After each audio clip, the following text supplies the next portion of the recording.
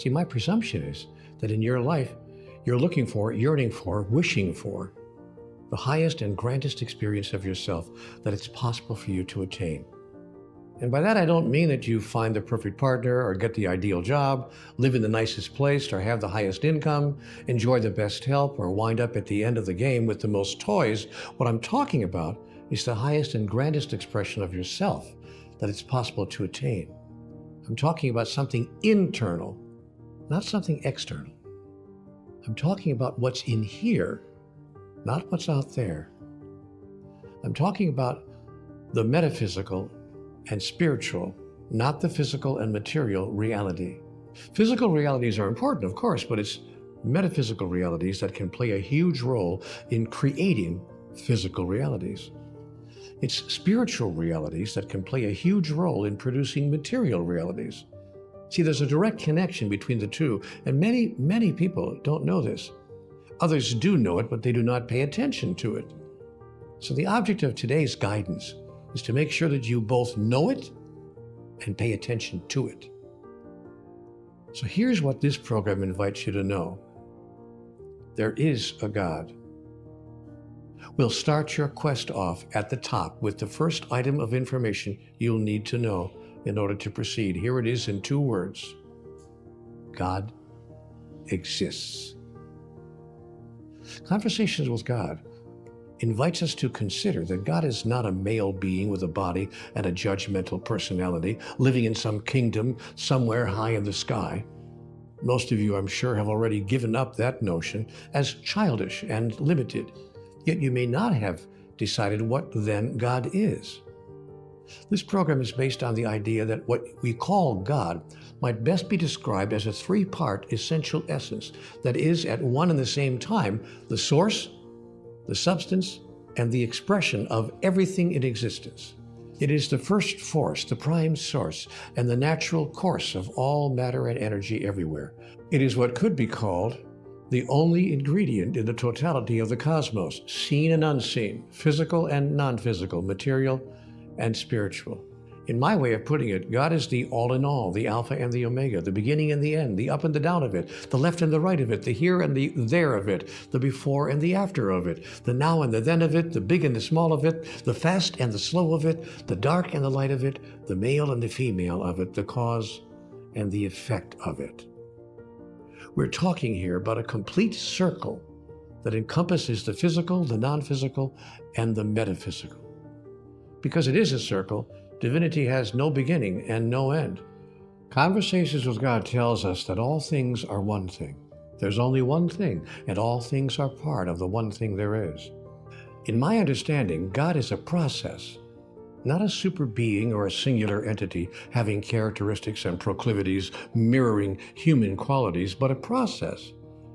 A process we call life, with a product that we call love, an expression that we call creativity, and a quality that we call freedom. This is my understanding of divinity.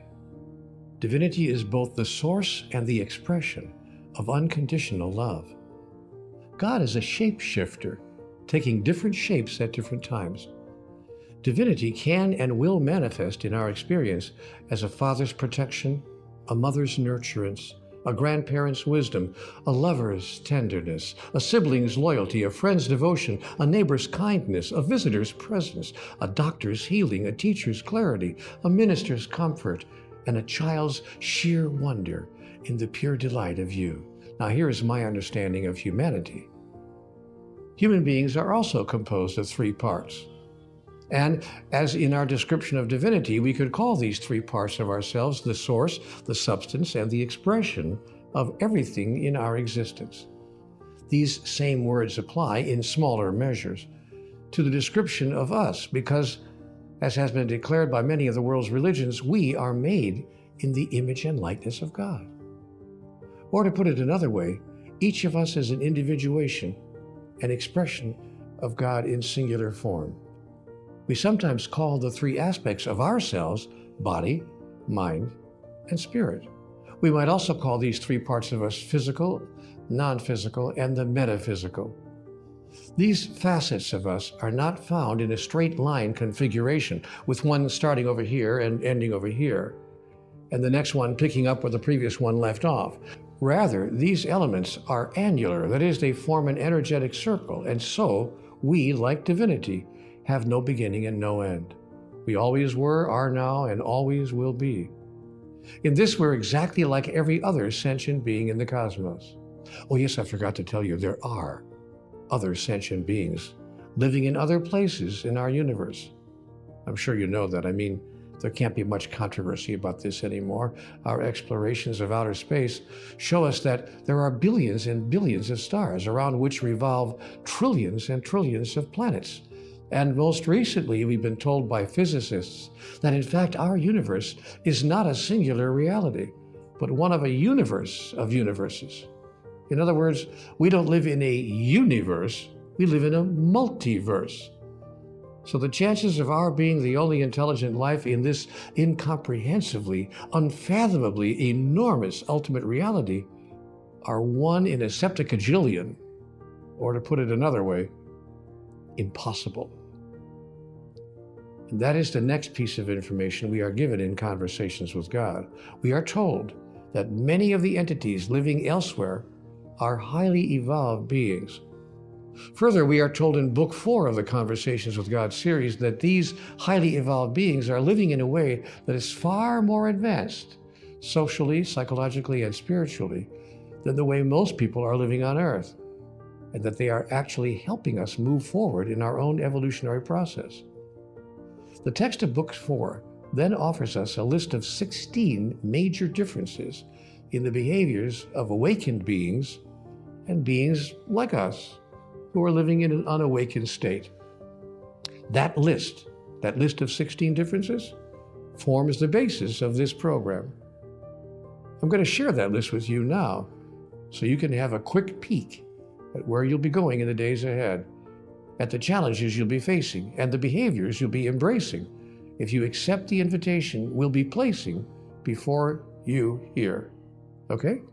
Are you ready? All right. Here are the 16 differences in the behaviors of highly evolved beings and human beings living in an unawakened state. An awakened species sees the unity of all of life and lives into it. Humans in an unawakened state often deny it or ignore it. Number 2, an awakened species tells the truth always. Humans in an unawakened state too often lie, to themselves as well as others. Number 3, an awakened species says one thing and will do what they say. Humans in an unawakened state often say one thing and do another. Number 4, an awakened species, having seen and acknowledged what is so, will always do what works. Humans in an unawakened state often do the opposite. Number 5, an awakened species does not embrace a principle in its civilization that correlates with the concepts that we refer to as justice and punishment.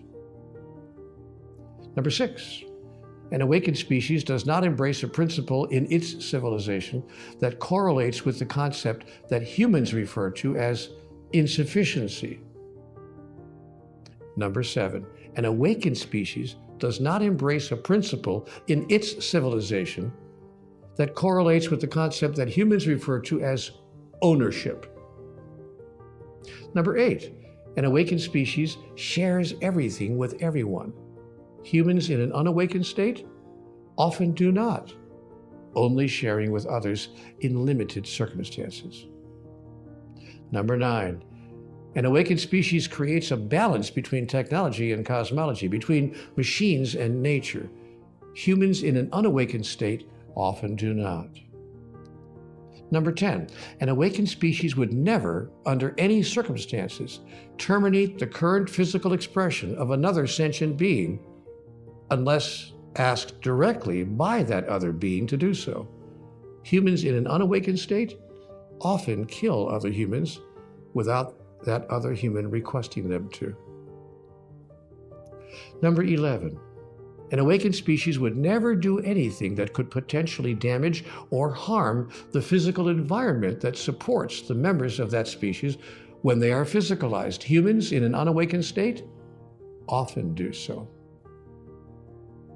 Number 12, an awakened species never poisons itself. Humans in an unawakened state often do so.